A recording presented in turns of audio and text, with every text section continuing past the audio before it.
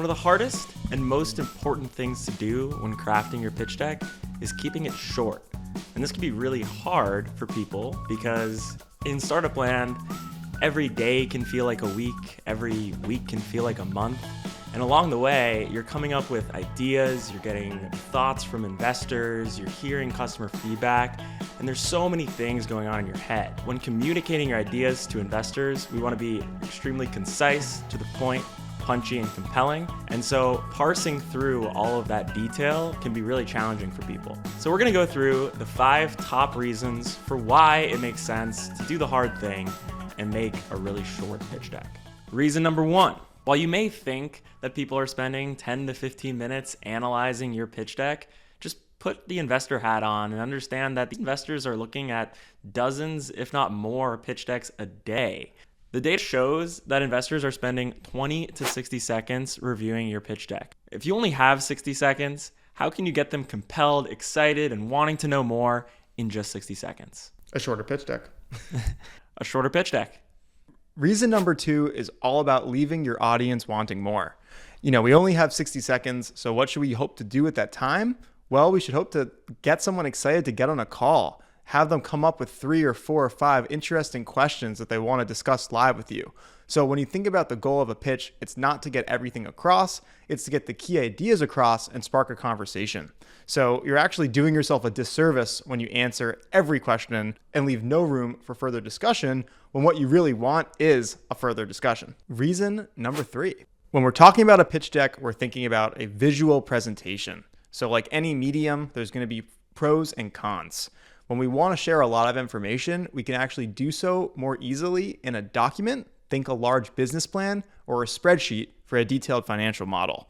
What visual presentations are great at are sharing short concepts, key ideas, and really distilled points. So stop trying to take a presentation and make it something it's not.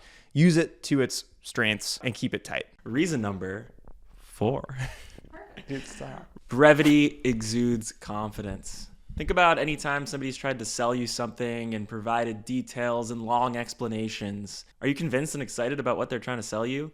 Great concepts should be easy to sell. Over-explaining comes off as being unsure. Keeping things short and sweet exudes that you have confidence. And if somebody feels like you have confidence, they'll have confidence in you.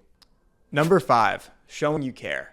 As we've mentioned on the show and to many of our clients, I love saying the quote, "If I had more time, I would have written a shorter letter."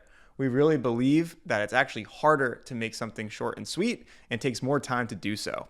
I think investors feel the same way.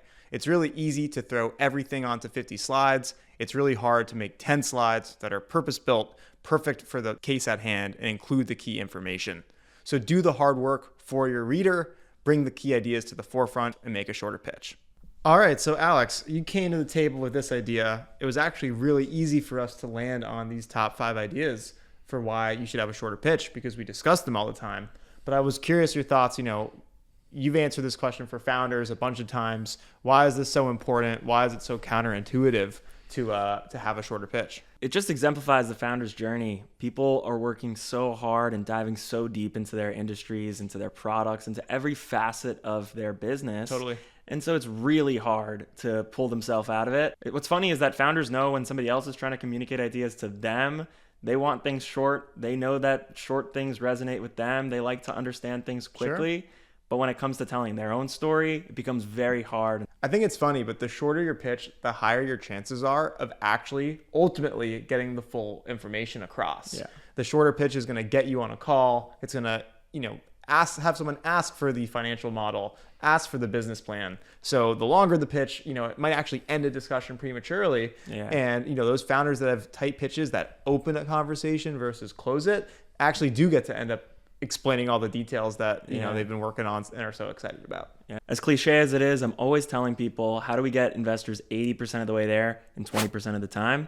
Works across a lot of domains, but specifically when it comes to communicating your pitch to investors. Thank you so much for coming to this week's episode of Second Opinion. We will be editing and reviewing pitch decks more in the future. So if you've not already submitted your pitch, please do so. Did we get everything? I think, these were our top 5 reasons. If you have a 6th, a 7th, or an 8th, definitely let us know in the comments. We'd love to get the discussion going around this crucial topic and pitch decks.